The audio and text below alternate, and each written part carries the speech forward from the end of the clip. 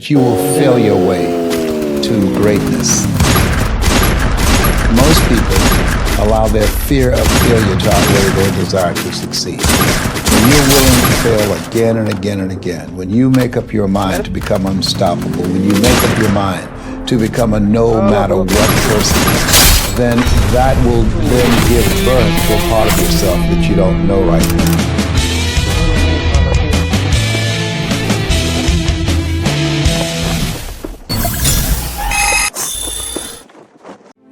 Imagine, if you will, being on your deathbed and standing around your bed, the ghost of the dreams, the ideas, the abilities, the talents given to you by life, and that you, for whatever reason, you never went for that dream. You never acted on those ideas. You never used those talents. You never used those gifts. And there they are, standing around your bed, looking at you with large, angry eyes, saying, "We came to you. Only you could have given us life. And now we must die with you forever." Let me tell you something you already know. The world ain't all sunshine and rainbows. It's a very mean and nasty place, and I don't care how tough you are, it will beat you to your knees and leave you there permanently if you let it. You, me, or nobody is gonna hit as hard as life. But it ain't about how hard you hit. It's about how hard you can get hit and keep moving forward. How much you can take and keep moving forward. That's how good it is. Pain is temporary. It may last for a minute, or an hour, or a day, or even a year.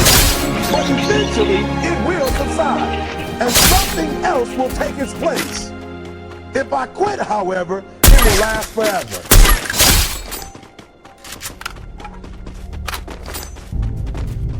The margin for error is one half a step too late or too early, and you don't quite make it. 1/2 second too slow, too fast, you don't quite catch it. The inches we need are everywhere around us. They're in every break of the game, every minute, every second. You got a dream? Heck. People can't do something themselves. They want to tell you you can't do it. You want something, go get it.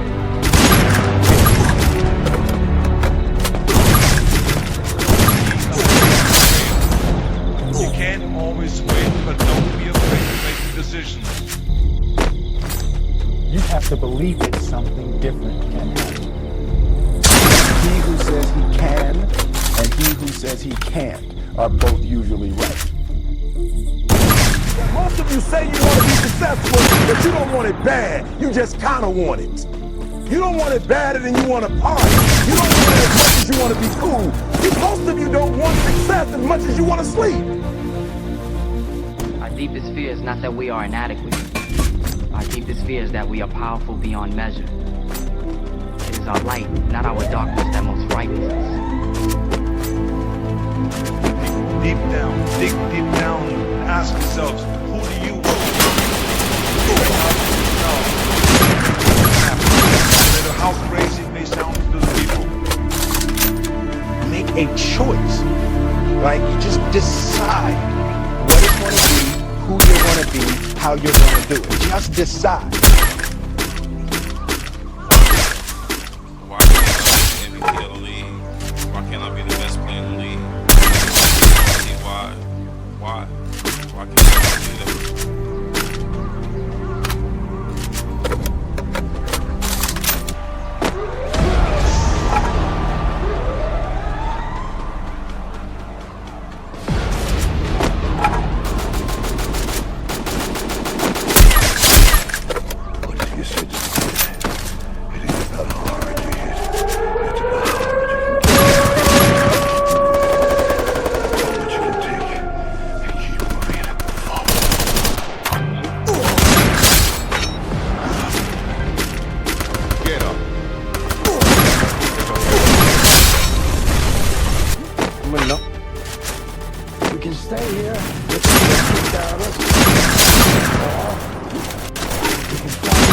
We can climb one inch at a time. To be able at any moment to sacrifice what you are for what you will become. Most of you won't be successful because when you're studying and you get tired, you quit. I don't do well in math. You're right. You ain't never studied. I'm not good at writing because you have never written before. Talent you have naturally. Skill is only developed by hours and hours and hours of beating on your craft. If you are not making someone else's life better, then you're wasting your time. Don't cry to give up. Cry to keep going. Don't cry to quit. You already in pain. You already hurt. Get a reward for it. Now, if you know what you're worth, then go out and get what you're worth. But you gotta be willing to take the hits and not point the finger saying you ain't where you want to be because of him or her or anybody. Cowards do that and that ain't you. You're better than that. Because every day is a new day. Every moment is a new moment. So now you got to go out and show them that I'm a different creature. Now! I'm gonna show you how great I am.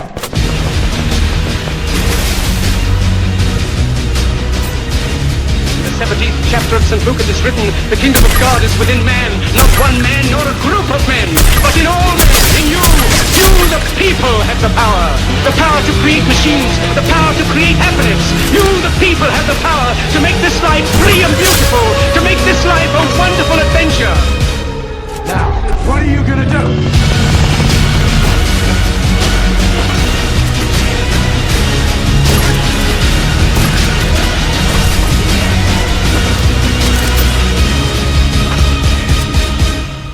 See, most people stop short of their dreams and park and get off the highway of life because of the rejections of life. You will always be rejected.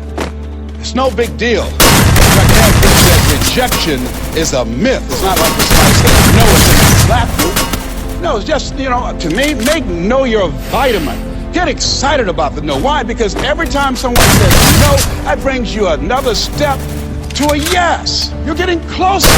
Trust me, you will win if you don't quit. You will win if you don't quit. Even a broke clock is right twice a day. As you go through the challenges of life and you look at it and embrace whatever comes to you, don't run from it.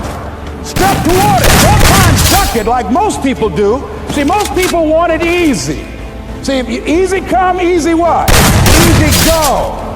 See, but when you go at what you're going to deal with and you deal with the difficulties of it, when you handle those hard things close at hand, making those hard decisions right now that you don't want to make, learning those things that you don't like to do, but you know that in order for you to get where you want to go, this is one of the hoops that you have to flip through. And I'm saying to you, whatever you got to do it, because if you don't, life is going to whoop you until you surrender.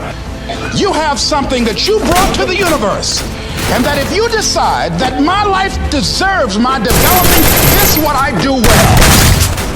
And becoming the best at it and mastering myself and seeing what I have within me. If you decide to drop your buckets where you are and develop your gifts, I grant you, you'll never ever be without. I grant you that your gifts will take you places that will literally amaze you. I grant you that if you begin to work to develop your gifts, you'll develop a strong sense of happiness. You'll get a larger vision of yourself, because part of beginning to get a larger vision of yourself, all of us need some area of our lives where we can have a feeling of competence. That people know when they think about this area, that's something you do. That you eat and sleep that. And that you do that. You do that. Changing this is not easy, but changing your life, changing habits, reinventing yourself, picking yourself up after life has knocked you flat on your back. I've got to say, when life knocked you down, try to land on your back, because if you can look up, you can get up. Well, that sounds cute, but that's not easy. When I was diagnosed with prostate cancer 17 years ago, that first time that happened, I said, hey, I can handle this. Then when it came back a year later, 17 years later, and this time it metastasized to 7 areas of my body and ate 40% of my tumor. Now the stakes are higher. It's this life saying, okay, Mr. Motivator, you beat cancer the first time. What you gonna do now? I started laughing. When the doctor told me, he said, why are you laughing? Are you in denial? I says, no. I said, I feel like Mother Teresa. He said, what do you mean? She said, Lord, I know you know how much I can bear. I just wish you to have so much confidence in me. I said, the stakes are higher. So I've got to dig in and got to fight more. Because at the end of the day, life is a fight for tyranny. And once you stop fighting for what you want, what you don't want will automatically take over. And so it's a fight, it's a challenge in life, every day. And what we have to do is embrace it. What we have to do is see it as a project to be worked on. In life, you will always be faced with a series of God-ordained opportunities, brilliantly disguised as problems. And so I see even cancer as a gift, God-ordained opportunity. أروح نوضني يا صحيت يا حبيبي بارك الله فيك